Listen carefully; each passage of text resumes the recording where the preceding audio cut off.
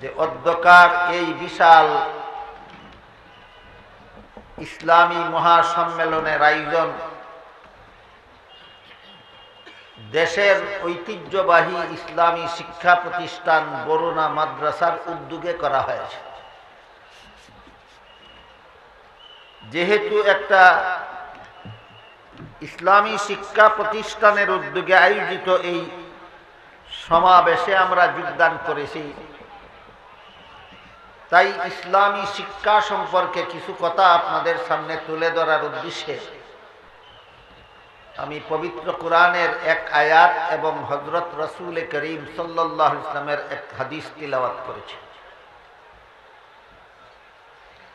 তিলাওয়াতকৃত আয়াতে আল্লাহ বলেন, হে মুমিন মুসলমানেরা, তোমাদের সকলের পক্ষ থেকে কিছু লোক তাফাক্কুহ ফিদ্দীন হাসিল করার জন্য বের হয়ে যায়। আলেমরা তো জানেন তাফাক্কুহ ফিদ্দীন বলতে কি বোঝায়। মাদ্রাসার ছাত্ররাও মোটামুটি শব্দের অর্থ অন্তত বুঝবে, কিন্তু আপনারা যারা আলেম নন, মাদ্রাসার ছাত্র নন,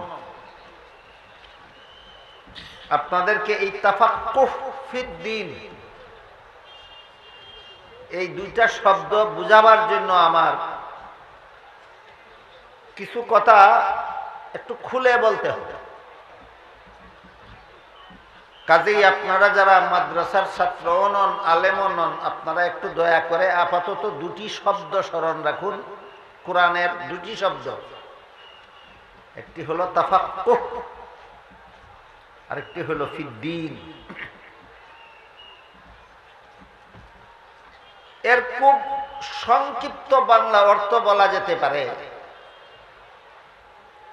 ইসলামী শিক্ষা দীক্ষা। তাহলে আয়াতের মর্ম দ্বারায় কিছু মুসলমান ইসলামী শিক্ষা দীক্ষা অর্জনের জন্য বের হয়ে যায়। আয়াতের ব্যাখ্যায় মুফাসসিরিনে কেরাম লিখেছেন, আল্লাহ যদি তাআল্লুম লিয়াতাআল্লামু ফিদ্দীন বলতেন, তাহলে অর্থ হতো শুধু ইসলামী শিক্ষা। কিন্তু আল্লাহ যেহেতু লিয়াতাআল্লামু না বলে লিয়াতাফাক্কাহু বলেছেন, তাই এর অর্থ দাঁড়ালো ইসলামী শিক্ষা দীক্ষা অর্জনের জন্য বের হয়ে যায়। অর্থাৎ ইসলাম সম্পর্কে শুধু জানো তোমরা, এইটাই আল্লাহর কাম্য নয়। ইসলাম সম্পর্কে যা তোমরা জানবে তা তোমরা পালন করবে, এই মর্মটা বুঝাবার জন্য আল্লাহ শুধু শিক্ষা বলেননি, শিক্ষার সাথে দীক্ষাও বলেছেন। আমি দেশের বিভিন্ন অঞ্চলে বিভিন্ন প্রোগ্রামে যাওয়ার পথে বিভিন্ন শিক্ষা প্রতিষ্ঠানের গেইটে লেখা দেখতে পাই, শিক্ষার জন্য প্রবেশ করো, সেবার জন্য বের হও। অথচ এই আয়াতের ব্যাখ্যায় মুফাসসিরিনে কেরাম লিখেছেন, দীক্ষা ছাড়া শিক্ষা বিফল। দীক্ষা ছাড়া শিক্ষা বিফল। মানা ছাড়া জানার কোনো অর্থ নাই।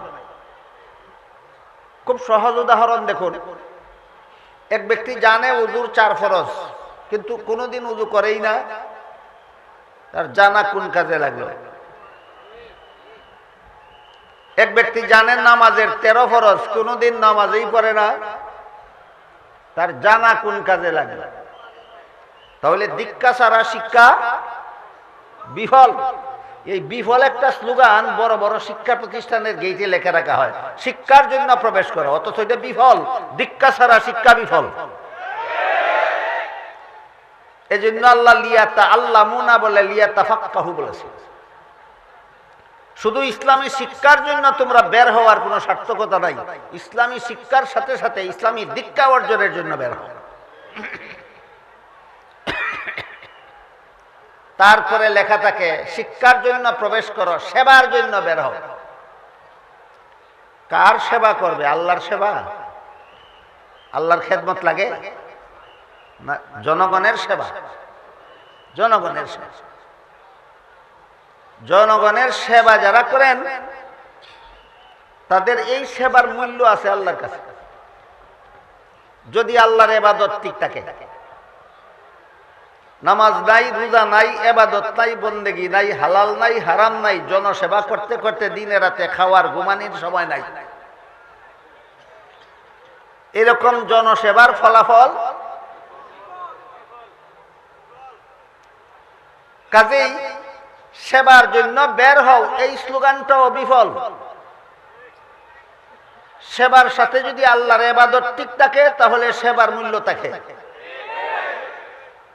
এক লেখে যদি ডাইনে শূন্য দেওয়া হয় একটা, তাহলে একেই 10 হয়।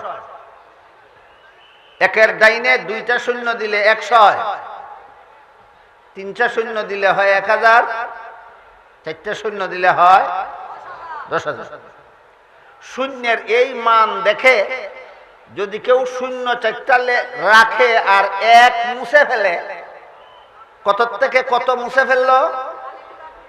10,000 থেকে 1 মুছে ফেললো, আরো কি 9,999 রইল? না খালি গুড়ার ডিম রইল? ঠিক তেমনি ভাবে জনসেবার ফজিলত দেখে যারা নামাজ রোজা ছেড়ে দিল, তাদের গুড়ার ডিম ছাড়া আর কিছু রইল না। এজন্য কোন শিক্ষা প্রতিষ্ঠানের গেইটে যদি কোনো স্লোগান লিখতেই হয়, তাহলে লিখতে হবে শিক্ষা দীক্ষার জন্য প্রবেশ করো, জনসেবা ও আল্লাহর ইবাদতের জন্য বের হও। তাই আমাদের মনে রাখা দরকার, যেভাবে দীক্ষা ছাড়া শিক্ষা বিফল, ঠিক তেমনি ভাবে আল্লাহর ইবাদত ছাড়া জনসেবা বিফল। আল্লাহর ইবাদত ছাড়া জনসেবা বিফল। এই হইল আয়াতে আল্লাহ লিয়াতাআল্লামুনা বলে লিয়াতাফাক্কাহু বললেন কেন, এর সামান্য বিশ্লেষণ। এবার আমরা আল্লাহ বললেন লিয়াতাফাক্কাহু ফিদ্দীন, এই দিন জিনিসটা কি এটা একটু বোঝার চেষ্টা করি। পবিত্র কোরআনের বিভিন্ন আয়াতে আল্লাহ দিন শব্দকে বিভিন্ন অর্থে ব্যবহার করেছেন। যদি সবগুলি আয়াতে দিন শব্দকে আল্লাহ একই অর্থে ব্যবহার করতেন, তাহলে সর্বস্তরের মুসলমান দিন শব্দের পরিষ্কার অর্থ জানতে পারত। যেহেতু বিভিন্ন আয়াতে দিন শব্দকে আল্লাহ বিভিন্ন অর্থে ব্যবহার করেছেন, এজন্য আমাদের দিন বলতে কি বোঝায়, এই প্রশ্নের জবাব অধিকাংশ মুসলমানের কাছে অস্পষ্ট। এই প্রশ্নের জবাব অধিকাংশ মুসলমানের কাছে অস্পষ্ট। তাই আমাদের দিন বলতে কি বোঝায়, এর একটা সুস্পষ্ট ধারণা নিয়ে এই দিনই সম্মেলন থেকে আমাদের যাওয়া দরকার আমি মনে করি। আমাদের দিন বলতে কি বোঝায়, এই প্রশ্নের জবাবটা অস্পষ্টই থাকুক না একটা সুস্পষ্ট ধারণা সৃষ্টি হোক। সুস্পষ্ট ধারণা সৃষ্টি করতে হলে এই আয়াতে দিন শব্দকে আল্লাহ কোন অর্থে ব্যবহার করেছেন এটা বোঝার জন্য একটি হাদিসে আল্লাহর রাসূল সাল্লাল্লাহু আলাইহি ওয়াসাল্লাম দিন শব্দের ব্যাখ্যা দিয়েছেন। সেই হাদিসটাকে মুহাদ্দিসিনে কেরামের পরিভাষায় হাদিসে জিবরিল বলা হয়। আলেমগণের জানা আছে হাদিসে জিবরিল কোনটা। আপনারা যারা আলেম নন অথবা হাদিসের ক্লাসের ছাত্রও নন, আপনাদের অবগতির জন্য বলছি, হযরত জিবরিল ফেরেশতা একদা রাসূলের কাছে এসেছিলেন। রাসূল কয়েকজন সাহাবাদেরকে নিয়ে বসা ছিলেন। জিবরিল একজন অচেনা মানুষের আকৃতি ধারণ করে রাসূলের সামনাসামনি মুখোমুখি হয়ে বসে রাসূলকে কতগুলি প্রশ্ন করেছিলেন। রাসূল প্রশ্নগুলির জবাব দিয়েছিলেন। জিবরিল চলে যাওয়ার পরে রাসূল উপস্থিত সাহাবাদের জিজ্ঞাসা করেছিলেন, তোমরা কি এই আগন্তুক লোকটাকে চিনতে পেরেছো? যেহেতু জিবরিল অচেনা মানুষের আকৃতি ধারণ করে এসেছিলেন, এই জন্য সাহাবায়ে কেরাম বলেন আমরা তাকে চিনতে পারিনি। তখন রাসূল এই লোকটার পরিচয় দিয়ে বলেন, হুয়া জিবরিলু আতাকুম ইউআল্লিমুকুম দীনাকুম, ইনি জিবরিল ফেরেশতা অচেনা মানুষের আকৃতি ধারণ করে এসেছিলেন আমার সাথে প্রশ্নোত্তর করার মাধ্যমে তোমাদেরকে তোমাদের দিন শিক্ষা দেওয়ার জন্য। কাজেই এই হাদিসে যে প্রশ্নগুলি জিবরিল ফেরেশতা করেছিলেন, ওই প্রশ্নগুলির যত জবাব রাসূল দিয়েছিলেন, ওই জবাবগুলি আমাদের দিন। ওই জবাবগুলি আমাদের দিন। এবার আমরা এই দিন সম্বলিত গুরুত্ব তিনটি প্রশ্নের আলোচনা করব। জিবরিল প্রথম জিজ্ঞাসা করেছিলেন, রাসূলকে প্রশ্ন করেছিলেন, মাল ইসলাম, ইসলাম কি? জবাবে রাসূল করিম সাল্লাল্লাহু আলাইহি ওয়াসাল্লাম ইসলামের 5টি মূল কথা বলে দিয়েছেন। ইসলামের 5টি মূল কথার প্রথম কথা হলো মুখে কলেমা উচ্চারণ করা, দ্বিতীয় কথা হলো 5 বেলার নামাজ কায়েম করা, তৃতীয় কথা হলো রমজান মাসে রোজা রাখা, চতুর্থ কথা হলো সামর্থ্যবানদের হজ করা, আর পঞ্চম কথা হলো ধনীদের যাকাত দেওয়া। এই 5টা কথা হলো ইসলামের মূল কথা। ইসলামের মূল কথা 5টা। ইসলামের মূল কথা। এর সাথে ইসলামের আরো কিছু আনুষঙ্গিক কথা আছে। 5টা মূল কথার সাথে ইসলামের যত আনুষঙ্গিক কথা আছে সমস্ত কথাকে সবিস্তারে দলিল প্রমাণ সহ উম্মতের শীর্ষস্থানীয় আলেমগণ একটি শাস্ত্রে বিন্যস্ত করেছেন। পরিভাষাগতভাবে শাস্ত্রটির নাম ইলমে ফিকহ। পরিভাষাগতভাবে শাস্ত্রটির নাম ইলমে ফিকহ। আপনাদের সর্বস্তরের মুসলমানের বুঝার জন্য ইলমে ফিকহের ডেফিনেশন হলো ইসলামের যে সমস্ত বিধিবিধান শরীরের বাহ্যিক অঙ্গ প্রত্যঙ্গের দ্বারা পালন করতে হয় সেগুলি জানার নাম ইলমে ফিকহ। দেখুন তো মনে রাখতে পারবেন কিনা, ইসলামের যে সমস্ত বিধিবিধান শরীরের বাহ্যিক অঙ্গ প্রত্যঙ্গের দ্বারা পালন করতে হয় সেগুলি জানার নাম ইলমে ফিকহ। উযুর 4 ফরজ শরীরের বাহ্যিক অঙ্গ প্রত্যঙ্গের দ্বারা পালন করতে হয়। নামাজের 13 ফরজ শরীরের বাহ্যিক অঙ্গ প্রত্যঙ্গের দ্বারা পালন করতে হয়। সুতরাং ইসলামের যে সমস্ত বিধিবিধান শরীরের বাহ্যিক অঙ্গ প্রত্যঙ্গের দ্বারা পালন করতে হয় সেগুলি জানার নাম ইলমে ফিকহ। তারপর জিবরিল দ্বিতীয় প্রশ্ন করলেন, মাল ঈমান, ঈমান কি?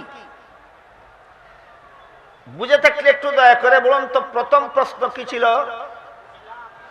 ইসলাম কি? দ্বিতীয় প্রশ্ন হলো ঈমান কি? জবাবে রাসূল করিম সাল্লাল্লাহু আলাইহি ওয়াসাল্লাম ঈমানের 6টি মূল কথা বলে দিলেন। ঈমানের মূল কথা 6টি। এই ঈমানের 6টি মূল কথা ঈমানে মুফাসসালের মধ্যে উল্লেখ আছে। আপনারা যারা অন্তত ঈমানে মুফাসসাল জানেন আপনারা সহজে বুঝবেন ঈমানের মূল কথা 6টি।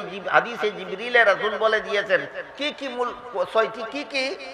আমানতু বিল্লাহি ওয়া মালাইকাতিহি ওয়া কুতুবিহি ওয়া রুসুলিহি ওয়াল ইয়াউমিল আখিরি ওয়াল কদরি খাইরিহি ওয়া শাররিহি মিনাল্লাহি তাআলা ওয়াল বাসি বাদাল মাউত। এর মর্মার্থ হলো আমি আল্লাহ বিশ্বাস করলাম, আমি আল্লাহর ফেরেশতাগণ বিশ্বাস করলাম, আমি আসমানি কিতাব বিশ্বাস করলাম, নবী রাসূল বিশ্বাস করলাম, তাকদীর বিশ্বাস করলাম, আখিরাত বিশ্বাস করলাম। এই 6টা মূল কথা হলো ঈমানের 6টা মূল কথা। এর সাথে আরো যত আনুষঙ্গিক কথা আছে সবগুলিকে বিস্তারে দলিল প্রমাণ সহ উম্মতের শীর্ষস্থানীয় আলেমগণ একটি শাস্ত্রে বিন্যস্ত করেছেন। সেই শাস্ত্রটার নাম হইল ইলমে আকাইদ। প্রথম প্রশ্নের জবাবে রাসূল উম্মতকে ইলমে ফিকহ শিক্ষা দিয়েছেন। জিবরিলের দ্বিতীয় প্রশ্নের জবাবে রাসূল উম্মতকে ইলমে আকাইদ শিক্ষা দিয়েছেন। তারপর জিবরিল ফেরেশতা রাসূলকে 3 নম্বর প্রশ্ন করলেন, মাল ইহসান, ইহসান কি? জবাবে রাসূল করিম সাল্লাল্লাহু আলাইহি ওয়াসাল্লাম ইহসানের 2টি মূল কথা বলে দিয়েছেন। রাসূল বলেন, আনতা আবুদাল্লাহা কাআন্নাকা তারাহু ফাইন লাম তাকুন তারাহু ফাইন্নাহু ইয়ারাক। এই হাদিসের অংশের অনুবাদ করলে ব্যাখ্যা করলে সময় একটু লম্বা হবে, আপনারা বিরক্ত হবেন। এই জন্য আমি অতি সংক্ষেপে তার মর্মার্থটা বলছি। 3 নম্বর প্রশ্নের জবাবে রাসূল উম্মতকে ইহসানের 2টি মূল কথা শিক্ষা দিয়েছেন।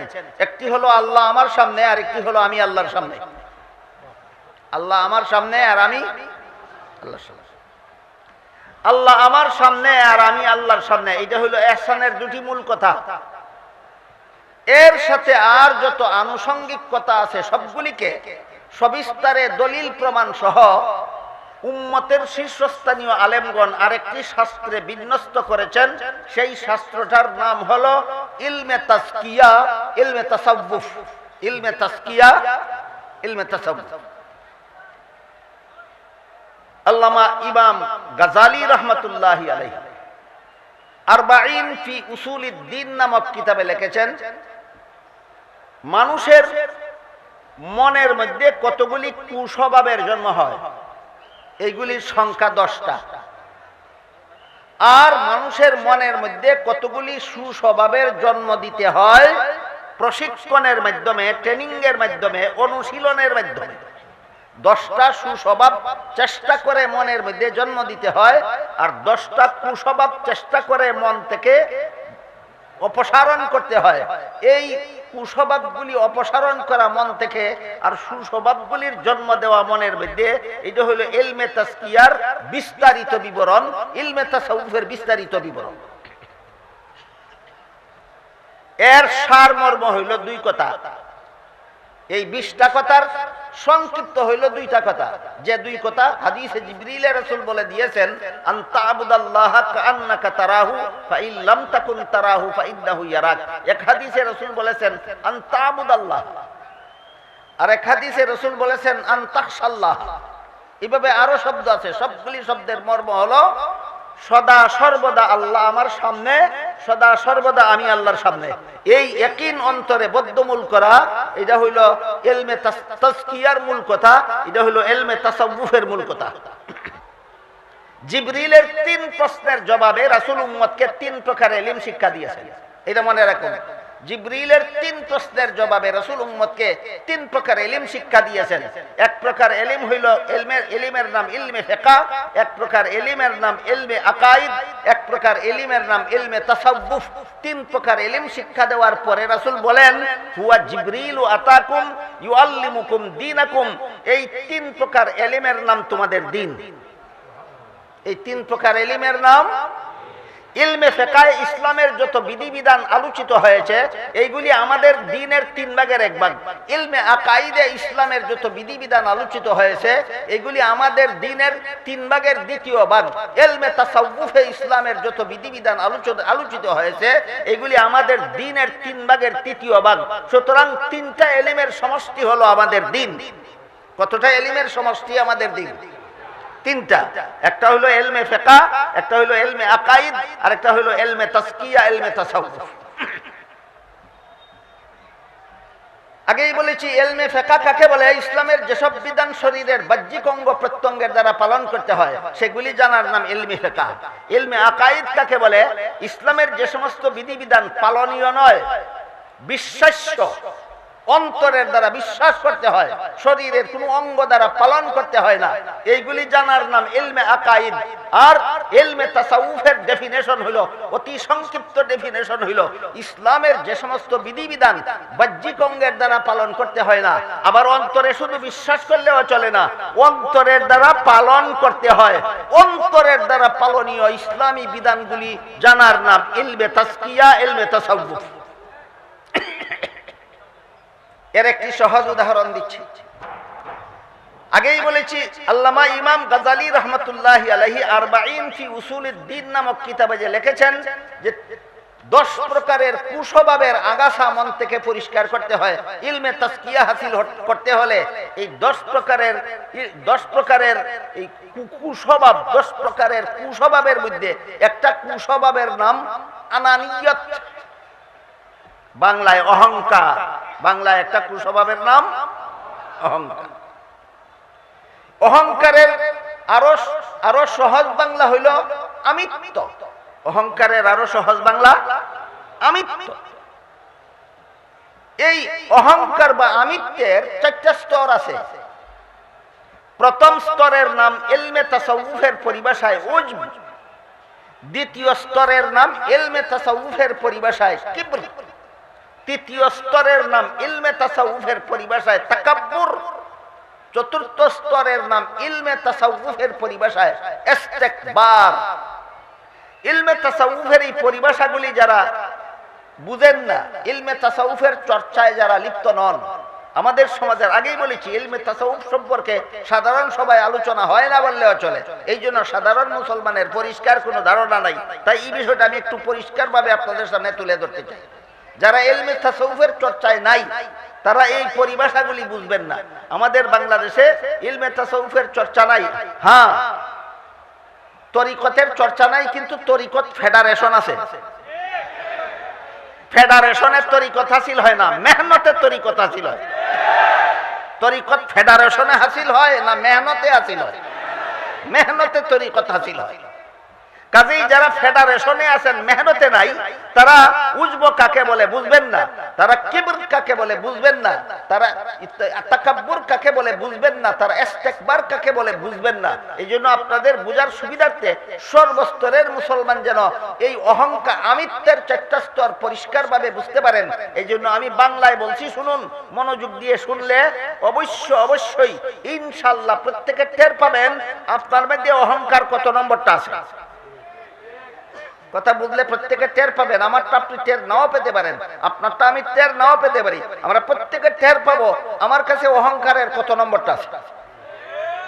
বাংলা হলো এই চারটা অহংকারের, এই চারটা স্তরের বাংলা হলো যথাক্রমে, একটা হলো অহংকারের বীজ, একটা হলো অহংকারের চারা, একটা হলো অহংকারের গাছ, আর একটা হলো অহংকারের ফসল।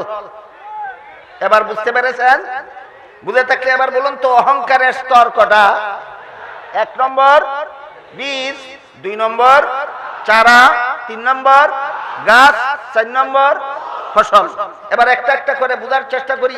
অহংকারের বীজ কোনটা, অহংকারের চারা কোনটা, অহংকারের গাছ কোনটা, অহংকারের ফসল কোনটা? ইলমে তাজকিয়ার কিতাবে বিস্তারিতভাবে লেখা আছে যে তুমি তোমার মনকে একা একা নিরিবিলি জিজ্ঞাসা করো যে তোমার নিজের মধ্যে কোনো গুণ আছে কিনা।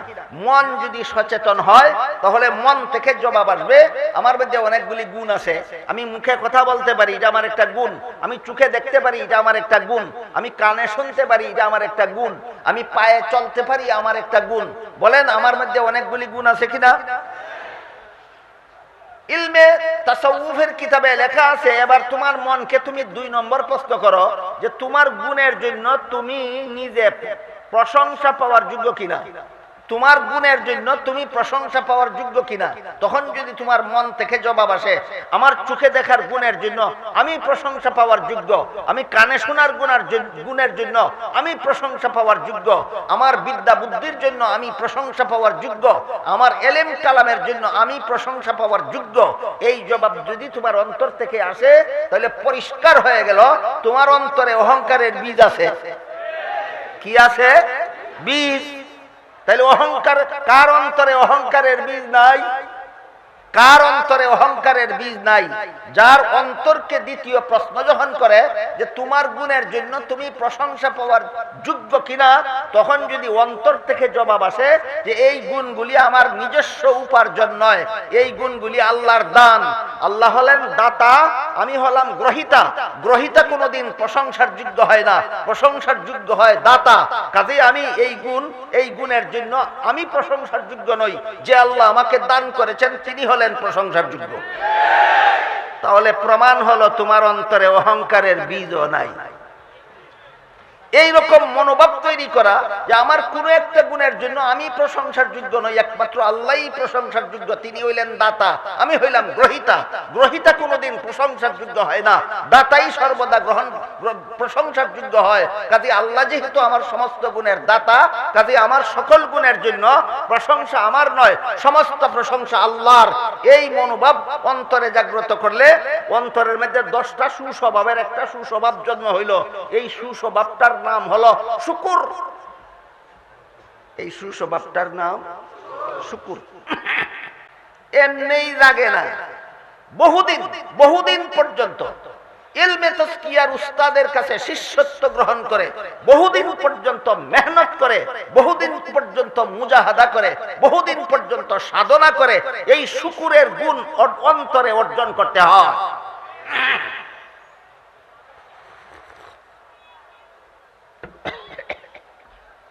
তাহলে মনে মনে যদি ভাবে আমার গুণের জন্য আমি প্রশংসা পাওয়ার যোগ্য, এই ভাবনাটার নাম অহংকারের। আর যদি মুখের দ্বারা প্রকাশ করে ফেলে আমি জ্ঞানী, আমি গুণী, আমি যোগ্য, আমি প্রশংসিত, আমি প্রশংসার যোগ্য, তাহলে অহংকারের বীজে চারা গজাইল। কি গজাইল? বুঝে থাকতে বলুন তো বীজটাকে কোথায় আর চারা গজায় কোথায়? অহংকারের বীজটাকে অন্তরে আর চারা গজায় মুখে। চারা গজায় আমি জ্ঞানী, আমি গুণী, আমি শিক্ষিত, আমি পণ্ডিত, আমি আলেম, আমি যোগ্য, আমি এই, আমি সেই, মুখে যারা বলে এদের অহংকারের বীজে চারা গজাইছে। অহংকারের বীজে কি গজাইছে? চারা গজাইছে। ইলমে তাজকিয়ার কিতাবে উল্লেখ আছে, শুধু মুখের দ্বারা প্রকাশ করে না, অপরের সাথে তুলনাও করে। অমুকের এত বিদ্যা বুদ্ধি নাই, আমার যত বিদ্যা বুদ্ধি আছে। অমুকের এত এলেম কালাম নাই, আমার যত এলেম কালাম আছে। যখন অন্য লোকের সাথে তুলনা করে, তখন প্রমাণ হইল তোমার অহংকারের চারা গাছ হইছে। তোমার অহংকারের চারা কি হইছে? গাছ হইছে। তারপর যার সাথে নিজের যোগ্যতার তুলনা করে, তাকে হেয় প্রমাণ করার জন্য, নিজেকে অপরের চেয়ে যোগ্য সমাজের কাছে প্রতিষ্ঠা করার জন্য যখন অন্য লোকের প্রতি অন্যায়, অবিচার, জুলুম, নির্যাতন শুরু করে, জালেম নির্যাতনকারী হলো, তার জুলুম নির্যাতন হইল অহংকারের গাছের ফসল। এবার বুঝে থাকতে বলুন, বাংলাদেশের কোন মুসলমান কি অন্য লোকের সাথে কোন রকমের অবিচার করে? অন্য লোকরে কি কোনো অন্যায় ভাবে কষ্ট দেয়? এটা কিসের ফসল? অহংকারের গাছে ফসল ধরছে। কেন অহংকারের গাছে ফসল ধরল? কারণ তরিকতের মেহনত নাই, তরিকত ফেডারেশন আছে। কি নাই? কি আছে? তরিকতের মেহনত নাই, তরিকতের ফেডারেশন আছে। মেহনতের মাধ্যমে যখন এইভাবে 10টা কুস্বভাব অন্তর থেকে অপসারণ করা হবে, আর মেহনতের মাধ্যমে যখন এই 10 রকমের সুস্বভাব অন্তরে প্রতিষ্ঠিত হবে, তখন তার ইলমে তাজকিয়া হাসিল হইল। কি হাসিল হইল? এবার মূল কথার দিকে ফিরে যায়। জিবরিলের 3 প্রশ্নের জবাবে রাসূল উম্মতকে 3 প্রকার ইলম শিক্ষা দিয়েছেন। প্রথম প্রশ্নের জবাবে জিবরিল রাসূল উম্মতকে ইলমে ফিকহ শিক্ষা দিয়েছেন। দ্বিতীয় প্রশ্নের জবাবে রাসূল উম্মতকে ইলমে আকাইদ শিক্ষা দিয়েছেন। তৃতীয় প্রশ্নের জবাবে রাসূল উম্মতকে ইলমে তাজকিয়া শিক্ষা দিয়েছেন। 3 ইলমের সমষ্টিকে বলেছেন হুয়া জিবরিল আতাকুম ইউআল্লিমুকুম দীনাকুম। সুতরাং ইলমে ফিকহের বর্ণিত সমস্ত বিধিবিধান, ইলমে আকাইদের বর্ণিত সমস্ত বিধিবিধান, ইলমে তাজকিয়ার বর্ণিত সমস্ত বিধিবিধানের সমষ্টির নাম মুমিনের দ্বীন। দ্বীন কত ইলমের সমষ্টির নাম? 3 ইলমের সমষ্টির নাম দ্বীন। ইলমে ফিকহে ইসলামের যত বিধান বর্ণিত হয়েছে, ইলমে আকাইদে ইসলামের যত বিধান বর্ণিত হয়েছে, ইলমে তাজকিয়ায় ইসলামের যত বিধান বর্ণিত হয়েছে, সবগুলিকে রাসূল দ্বীন বলেছেন। সুতরাং আমাদের দ্বীন বলতে কি বোঝায়? আমাদের দ্বীন বলতে ইসলামের যাবতীয় বিধিবিধানের সমষ্টির নাম। ইসলামের যাবতীয় বিধিবিধানের সমষ্টি হলো আমাদের দ্বীন। এবার আয়াত বোঝা সহজ হয়ে যাবে ইনশাআল্লাহ। আল্লাহ বলেন, ফালাউলা নাফারা মিন কুল্লি ফিরকাতিন মিনহুম তাইফাতুল লিয়াতাফাক্কাহু ফিদ্দীন। হে মুমিন মুসলমানেরা, তোমাদের পক্ষ থেকে কিছু লোক দ্বীনের শিক্ষা দীক্ষা অর্জনের জন্য বের হয়ে যাও। পরিষ্কার হইছে, দ্বীন কি? ইসলামের যাবতীয় বিধিবিধানের সমষ্টির নাম দ্বীন। ইসলামের যাবতীয় বিধিবিধানের সমষ্টির নাম দ্বীন। এইগুলি শিখার জন্য তোমরা বের হয়ে যাও। তারপরে আল্লাহ বলেন,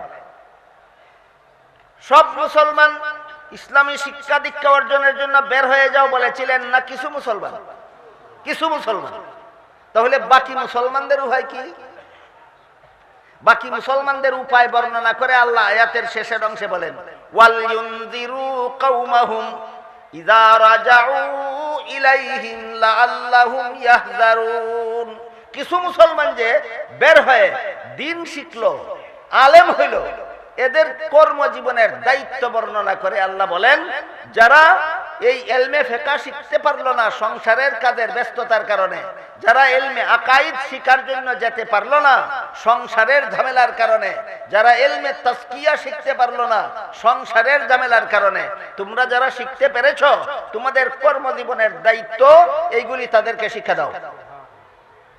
তাহলে কিছু মুসলমানকে যে আল্লাহ বলেছিলেন ইসলামী শিক্ষা দীক্ষার জন্য বের হয়ে যাও, বাকি মুসলমানের ব্যবস্থাও আয়াতে আছে কিনা?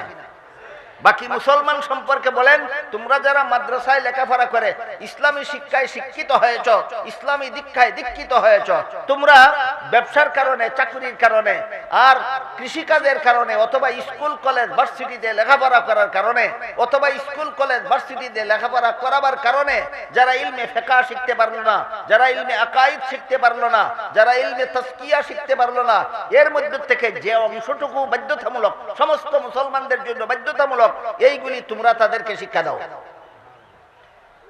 এক কথায় ইসলামের যে বিধান লঙ্ঘন করলে মুসলমানকে জাহান্নামে যেতে হবে, আছে কিনা এমন বিধান? ইসলামের যে বিধান লঙ্ঘন করলে মুসলমানকে জাহান্নামে যেতে হবে, তাদেরকে তোমরা আলেমরা, ওই সমস্ত লোক যারা আলেম নয় তাদেরকে তোমরা সতর্ক করে দাও, সাবধান, নামাজ কাজা করবে না, জাহান্নামে যেতে হবে, সাবধান, মিথ্যা কথা বলবে না, জাহান্নামে যেতে হবে, সাবধান, চুরি করবে না, জাহান্নামে যেতে হবে, সাবধান, খুন খারাপি করবে না, জাহান্নামে যেতে হবে, সাবধান, সন্ত্রাস করবে না, জাহান্নামে যেতে হবে, সাবধান, মদ পান করবে না, জাহান্নামে যেতে হবে। গোটা জাতিকে সতর্ক করে দেওয়া, যেসব কাজ করলে গুনাহ হয়, জাহান্নামে যেতে হয়, ওই সব কাজের ব্যাপারে গোটা জাতিকে সতর্ক করে দেওয়া মাদ্রাসা শিক্ষিত আলেমগণের কর্মজীবনের দায়িত্ব আয়াতে আল্লাহ চিহ্নিত করে দিয়েছে। বুঝে থাকলে এবার বলুন তো, যে কাজ করলে মানুষ জাহান্নামে যাবে সেই কাজের ব্যাপারে মানুষকে সাবধান করা আলেমগণের দায়িত্ব কিনা? যে কোনো গুনার কাজ করলে জাহান্নামের শাস্তি মুখ করতে হবে, এটা বলে দেওয়া, সতর্ক করে দেওয়া, সাবধান করা, ভয়াবহ শাস্তির কথা স্মরণ করিয়ে দেওয়া, এটা আলেমগণের দায়িত্ব। একটি উদাহরণ, এর একটি সহজ উদাহরণ দিচ্ছি, সেটি হলো সুদের কারবার। পবিত্র কোরআনের সূরাতুল বাকারার 275 নম্বর আয়াতে আল্লাহ পাক রব্বুল আলামিন বলেন, আহাল্লাল্লাহুল বাইআ ওয়া হাররামার রিবা, ব্যবসাকে আল্লাহ হালাল করেছেন, সুদের কারবারকে করেছেন হারাম। সুদ হারাম, সুদ হারাম, সুদ হারাম। আরো কোনদিন শুনেছেন না, আজকে নতুন শুনলেন? কোন সূরার কত নম্বর আয়াতে আল্লাহ বলেছেন? সূরাতুল বাকারার 275 নম্বর আয়াতে আল্লাহ বলেছেন সুদ হারাম, সুদ হারাম, সুদ হারাম।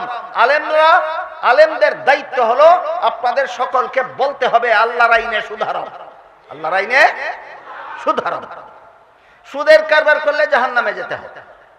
বর্তমান সমাজে আলেমগণ আল্লাহর বিধিবিধান বর্ণনা করলে কোনটা হারাম, কোনটা হালাল, কোন কাজ করলে জাহান্নামে যেতে হবে, কোন কাজ করলে জাহান্নাম থেকে নাজাত পাওয়া যাবে, এইগুলি বর্ণনা করলে দেখা যায় সমাজের মানুষ 3 ভাগে বিভক্ত হয়ে পড়ে। কত ভাগ? একদল মানুষ জানতো না এটা যে হারাম, আলেমগণ বলেছেন হারাম, করলে জাহান্নামে যেতে হবে, এই কারণে জাহান্নামের ভয়ে তওবা করে হারাম কাজটা ছেড়ে দেয়। এদের সংখ্যা খুব কম, এদের সংখ্যা খুব কম। এদের পরিণতি হলো আলেমগণের কথা শুনে যেহেতু হারাম ছেড়ে দিল, এই জন্য আল্লাহ এদের অতীতের হারাম কাজের গুনাহ মাফ করে দেবে। দ্বিতীয় দল, আলেমগণ যখন বলেন এই কাজটা হারাম, করলে জাহান্নামে যেতে হবে, তারপরও এই হারাম কাজটা ছাড়ে না। তবে আলেমগণ যে হারাম বলেছেন, এটা করলে জাহান্নামে যেতে হবে বলেছেন, এই কারণে আলেমকে গালিগালাজও করে না, হারাম কাজ ছাড়েও না, আর এটাকে হারাম বলার কারণে আলেমকে গালিগালাজও করে না। এদের একটা দোষও আছে, একটা গুণও আছে। দোষটা কি? হারাম জানার পরে হারাম ছাড়ে না, যে দোষ। আর গুণ কি? হারামকে হারাম বলার কারণে আলেমকে গালিগালাজ করে না, এটা তার গুণ। দোষের ফলাফল কি? গুণের ফলাফল কি? তুমি হারাম জানার পরেও হারাম কাজ ছাড়োনি, এজন্য তোমাকে জাহান্নামে যেতেই হবে, এটা হলো দোষের ফলাফল। আর হারামকে হারাম বলার কারণে তুমি আলেমকে তিরস্কার করছো না, আলেমকে নিন্দাবাদ করছো না, আলেমকে গালিগালাজ করছো না, আলেমকে অন্তর দিয়া ঘৃণা করছো না, এই কারণে তোমার জাহান্নামের শাস্তি একদিন শেষ হয়ে যাবে। জাহান্নামের শাস্তি একদিন শেষ হয়ে যাবে। তৃতীয় দল, আলেম কোন হারামকে হারাম বললে এটা তো ছাড়েই না, আলেম কেন হারামকে হারাম বললেন এই জন্য আলেমের বিরুদ্ধে তিরস্কার শুরু করে দেয়, আলেমকে গালিগালাজ শুরু করে দেয়, আলেমকে কতভাবে আসামি সাব্যস্ত করা যায় সবগুলি সম্ভাব্য পন্থা আলোচনা শুরু করে দেয়। এদের ফলাফল হইল আল্লাহর বিধান বর্ণনার কারণে কোন আলেমকে তিরস্কার করা, গালি করা, গালি দেওয়া, এটা আল্লাহকে গালি দেওয়ার নামান্তর। যেমন সুদা উদাহরণ, আলেম বললেন সুদের কারবার হারাম, এটা তার কথা না আল্লাহর কথা? এই কারণে আপনি আলেমকে গালি দেওয়া শুরু করলেন। কার কথায় কারে গালি দিলেন? আল্লাহর কথায় আলেমরে গালি দিয়েছেন। এই গালি আলেমের উপর পড়নি, এটা আল্লাহকে গালি দিয়েছেন। আল্লাহকে গালি দিলে যেমন ভাবে ঈমান থাকে না, বেঈমান হয়ে চিরস্থায়ী জাহান্নামী হয়ে যায়, ঠিক তেমনি ভাবে কোন আলেম আল্লাহর ঘোষিত হারামকে হারাম বলার কারণে যারা আলেমকে গালিগালাজ করে, এরা আল্লাহকেই গালিগালাজ করে। আল্লাহকে গালিগালাজ করার কারণে এদের ঈমান থাকে না, এরা বেঈমান কাফের হইয়া যায়।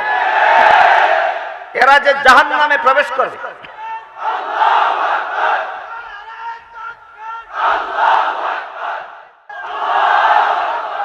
এরা যে জাহান্নামে প্রবেশ করবে, চিরকাল জাহান্নামে থাকবে। এর দুটি উদাহরণ দিয়ে আমি আমার বক্তব্য শেষ করতে চাই।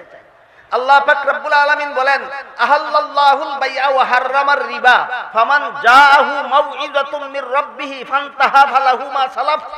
যে ব্যক্তি এই সুদ সম্পর্কে আল্লাহর উপদেশ শুনলো, শোনার কারণে যথারীতি তওবা করে সুদের কারবার ছেড়ে দিল, আল্লাহ বলেন ফালাহু মা সালাফ, সে অতীতে যে সুদের কারবার করেছিল সেই সুদের কারবারের শাস্তি আল্লাহ তাকে মাফ করে দিবে। আর যে ব্যক্তি ওয়ামান আদা আল্লাহ হারাম, আল্লাহর বিধানে হারাম, এই হারাম জানার পরেও যারা হারামটাকে হালাল বানাবার জন্য চাপাবাজি শুরু করে দিল, হারামটাকে হালাল বানাবার জন্য কি শুরু করে দিল?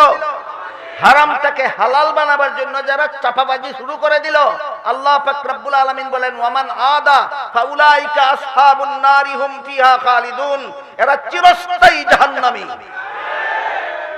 আলেম বলেছেন সুদের কারবার হারাম, এই কারণে আলেমকে যদি গালিগালাজ করো, এই গালিগালাজ আল্লাহকে করেছ। তোমার মধ্যে ঈমানের লেশ মাত্রও নাই। তোমার নামাজ তোমাকে চিরস্থায়ী জাহান্নাম থেকে বাঁচাতে পারবে না। তোমার রোজা তোমাকে চিরস্থায়ী জাহান্নাম থেকে বাঁচাতে পারবে না। তোমার হজ, তোমার যাকাত, তোমার তাসবিহ পড়া, তোমার ইবাদত বন্দেগী তোমাকে জাহান্নাম থেকে বাঁচাতে পারবে না।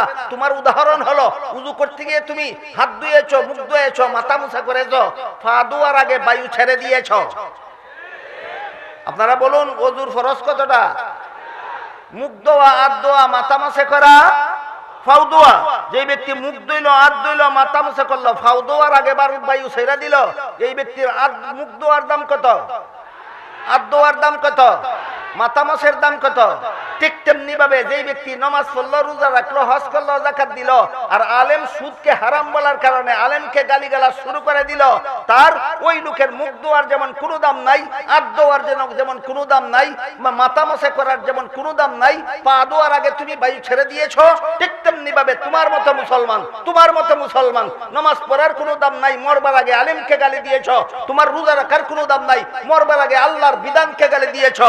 তোমার ইবাদত বন্দেগীর কোনো দাম নাই, মরণের আগে তুমি এই আল্লাহর বিধান বলার কারণে আলেমকে গালি দিয়েছো, তুমি বায়ু ছেড়ে দিয়েছো। এইগুলি ইলমে আকাইদ সংক্রান্ত বিষয়। আমি অতি সংক্ষেপে আবার দিয়ে আপনাদেরকে বুঝাবার চেষ্টা করেছি। এই জন্য হাদিস শরীফে রাসূল করিম সাল্লাল্লাহু আলাইহি ওয়াসাল্লাম বলেন, কুন আলিমান আও মুতাআল্লিমান আও মুস্তামিআন আও মুহিব্বান ওয়ালা তাকুন খামিসান ফাতাহলিক আও কামা ক্বালা আলাইহি সাল্লাতু ওয়াসাল্লাম। হে আমার উম্মত, তুমি আলেম হয়ে যাও, জাহান্নাম থেকে বাঁচার এক নম্বর পথ। আলেম হওয়া জাহান্নাম থেকে বাঁচার। যাদের জন্য আলেম হওয়ার সুযোগ নাই তাদেরকে রাসূল বলেন আলেমের ছাত্র হয়ে যাও, এটা জাহান্নাম থেকে বাঁচার 2 নম্বর পথ। যাদের জন্য আলেমের ছাত্র হওয়ারও সুযোগ নাই তাদের জন্য রাসূল বলেন মনোযোগে আলিমের কথা শুনো আর আলিমের কথা মতো চলো, এটা জাহান্নাম থেকে বাঁচার 3 নম্বর পথ। কারো যদি আলেমের কথা শোনার মতো সুযোগ না থাকে তখন রাসূল বলেন আলেমকে মহব্বত করো, এটা তোমার জাহান্নাম থেকে বাঁচার 4 নম্বর পথ। কিন্তু যদি তুমি আলেমকে মহব্বত করতে না পারো, আলেম কেন কোরআনের কথা বলে, আলেম কেন হাদিসের কথা বলে, আলেম কেন ইসলামের কথা বলে, আলেম কেন আল্লাহর কথা বলে, আলেম কেন রাসূলের কথা বলে, আলেম কেন হালাল হারামের কথা বলে, এই জন্য যদি আলেমের প্রতি অন্তরে ঘৃণা রাখো, মহব্বত যদি রাখতে না পারো, রাসূল বলেন তোমার কপালে ধ্বংস ছাড়া কিছু নয়। কাজেই এই জাহান্নামে যাওয়ার মতো, চিরকালের জন্য জাহান্নামে যাওয়ার মতো ধ্বংসের হাত থেকে উম্মতে মুহাম্মাদীর নাজাতের 4 নম্বর পথ, 4টা পথ আমাদের মনে রাখতে হবে। আলেম হওয়া জাহান্নাম থেকে বাঁচার 1 নম্বর পথ, আলেমের ছাত্র হওয়া জাহান্নাম থেকে বাঁচার 2 নম্বর পথ, আলেমের কথা মতো জীবন যাপন করা জাহান্নাম থেকে বাঁচার 3 নম্বর পথ, না পারলে আলেমকে ঘৃণা করা জাহান্নাম থেকে বাঁচার 4 নম্বর পথ। আলেমকে ঘৃণা করা জাহান্নাম থেকে বাঁচার পথ না চিরকালের জন্য জাহান্নামে যাওয়ার পথ? আলেমকে ঘৃণা করা জাহান্নামে যাওয়া, চিরকালের জন্য জাহান্নামে যাওয়ার পথ। যদি আলেমও হতে না পারো, আলেমের ছাত্রও হতে না পারো, আর আলেমের কথা মতো চলার সুযোগও যদি না পাও, তুমি দূরের থেকেই অন্তর দিয়ে আলেমকে মহব্বত করো, এই মহব্বতটাও তোমার জাহান্নাম থেকে বাঁচার 4 নম্বর পথ। তাও যদি না পারো, অন্তর দিয়ে যদি আলেমকে মহব্বতটুকু করতে না পারো, রাসূল বলেন তোমার কপালে ধ্বংস ছাড়া কিছু নাই, তোমার কপালে চিরস্থায়ী জাহান্নাম ছাড়া কিছু নাই।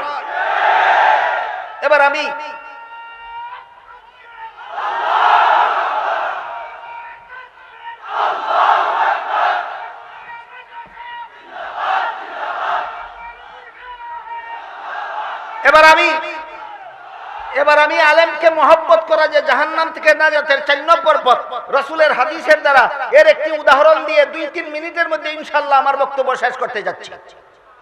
হাদিস শরীফে রাসূল করিম সাল্লাল্লাহু আলাইহি ওয়াসাল্লাম বলেন, কাল হাশরের মাঠে যখন সারা দুনিয়ার সমস্ত মানুষ জীবিত হয়ে দাঁড়াবে, আল্লাহ তখন আলেমগণকে বলবেন, তোমরা সমস্ত জগৎবাসীর থেকে আলাদা হয়ে আলাদা কাতারে দাঁড়াও। আল্লাহর রাসূল বলেন, আল্লাহর হুকুমে আলেমগণ যখন আলাদা কাতারে দাঁড়াবে, আলাদা হয়ে দাঁড়াবে, তখন আল্লাহ আলেমগণকে বলবেন, তোমাদেরকে আমি আল্লাহ দুনিয়াতে আলেম হওয়ার সৌভাগ্য দান করেছিলাম জাহান্নামের আগুন দিয়ে জ্বালাবার জন্য নয়, তোমরা জান্নাতে চলে যাও।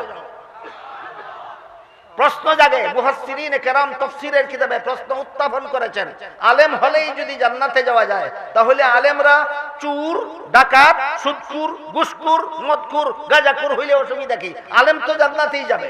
প্রশ্নের জবাবে মুফাসসিরিনে কেরাম লিখেছেন, যা তার সারমর্ম হলো, আলেম 2 প্রকার, একটা হলো সমাজের দৃষ্টিতে আলেম, আর একটা হলো আল্লাহর দৃষ্টিতে আলেম। শিক্ষার সাথে যার দীক্ষা আছে সে আল্লাহর দৃষ্টিতে আলেম, যার ইসলামী শিক্ষা আছে দীক্ষা নাই সে সমাজের দৃষ্টিতে আলেম। দুই আলোচনা শুরুতেই হয়েছে কিনা? ইসলামী শিক্ষা আছে কিন্তু ইসলামী আমল নাই, সমাজ তাকে আলেম বলে, আল্লাহ তাকে আলেমই বলে না। ইসলামী শিক্ষার সাথে যার মধ্যে ইসলামী দীক্ষা আছে একমাত্র তাকেই আল্লাহ আলেম বলে। আল্লাহর দৃষ্টিতে যারা আলেম তাদের কি আল্লাহ হাশরের মাঠে বলবেন, তোমরা জান্নাতে চলে যাও। হাদিস শরীফে রাসূল আরো বলেন, আল্লাহর হুকুমে আলেমগণ যখন জান্নাতে রওনা হবেন, আলেমগণের জান্নাতে যাওয়ার পথের পাশে কিছু মুসলমান দাঁড়িয়ে থাকবে, এরা 4 নম্বর, এরা 4 নম্বর। আলেমগণের জান্নাতে যাওয়ার পথের পাশে কিছু মুসলমান দাঁড়িয়ে থাকবে, এরা কত নম্বর? যারা আলেমকে ঘৃণা করেছিল না মহব্বত করেছিল। হ্যাঁ, 4 নম্বর দলের কিছু মানুষ আলেমগণের জান্নাতের পথের পাশে দাঁড়িয়ে থাকবে। এক একজন আলেমকে পিছন থেকে ডাকবে আর বলবে, হুজুর দুনিয়াতে আপনাকে আমি মহব্বত করতাম, আমার সিরিয়াল নম্বর চাই। কত চাই? মহব্বত যে করতাম তার প্রমাণ দিতে গিয়ে রাসূল বলেন, কেউ বলবে আপনাকে 1 গ্লাস পানি পান করাইছিলাম। রাসূল বলেন, কেউ বলবে আপনাকে যে মহব্বত করতাম তার প্রমাণ 1 বদনা উযুর পানির ব্যবস্থা দিয়েছিলাম। হাদিসের ব্যাখ্যায় লেখা আছে 1 গ্লাস পানি পান করানি আর 1 বদনা উযুর পানি দেওয়া, এটা রাসূল উদাহরণ স্বরূপ বলছেন। আলেমকে মহব্বত করে যে যা করেছিল সে তাই বলবে। এরপরে বলবে, কিন্তু আমার গুনার কারণে আল্লাহ আমাকে জাহান্নামে যাওয়ার হুকুম দিয়েছেন। আল্লাহর রাসূল বলেন, এই কথা শোনা মাত্র আলেমগণ নিজেদের জান্নাতে যাওয়া বিরতি দিয়ে দাঁড়িয়ে যাবেন। শেষবারের মতো চেষ্টা করে দেখি আমার জান্নাতে আমি পরে যাই, শেষবারের মতো চেষ্টা করে দেখি এই নবীর উম্মতটাকে জাহান্নাম থেকে রক্ষা করা যায় কিনা। দাঁড়িয়ে আলমগীর আল্লাহকে বলবেন, আল্লাহ ঠিকই বলেছে, এই লোকটা আমাকে মহব্বত করতো এই জন্য 1 গ্লাস পানি পান করাইছিল, ওই লোকটা ঠিকই বলেছে আমাকে মহব্বত করতো এই জন্য আমাকে 1 বদনা উযুর পানির ব্যবস্থা করে দিয়েছিল। আল্লাহ তখন বলবেন, হে আলেমরা, এদের গুনার কারণে আমি আদেশ করেছি জাহান্নামে যাওয়ার জন্য, তোমরা যেহেতু সাক্ষী দিলে এদের তোমাদের সাথে এদের মহব্বতের সম্পর্ক ছিল, তোমাদের সাক্ষীর কারণে আমি এদেরকে মাফ করে দিলাম, তোমরাও জান্নাতে যাও, এদেরকে সাথে নিয়ে যাও। সুতরাং জাহান্নাম থেকে বাঁচার 4 নম্বর পথ কোনটা? আলেমকে মহব্বত করা, আলেমকে ঘৃণা করা জাহান্নাম থেকে বাঁচার পথ নয়, চিরকালের জন্য জাহান্নামে যাওয়ার পথ। আল্লাহ আমাদেরকে এই চিরস্থায়ী জাহান্নামের পথ পরিহার করে জাহান্নাম থেকে নাজাতের চার পথের কোনো না কোনো পথ অবলম্বন করে দুনিয়া থেকে বিদায় হওয়ার তৌফিক আল্লাহ দান করুন। সবাই বলুন আমিন।